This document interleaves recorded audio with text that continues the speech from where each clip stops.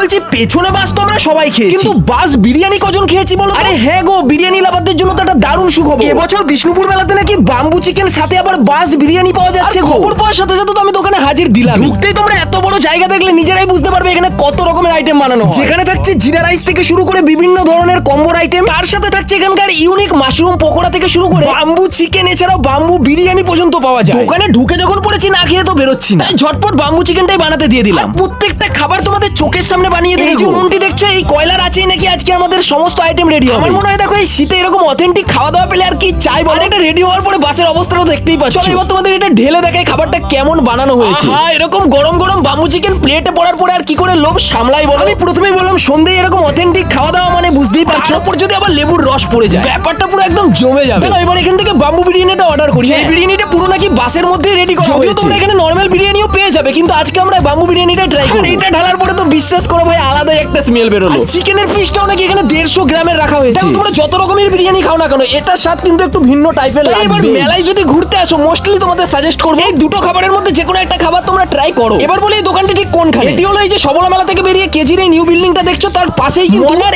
A1 রেস্টুরেন্টই রয়েছে। তাহলে এবার মেলায় আমি তো এখানে খাওয়া দাওয়া করছি, তোমরা করছো তো?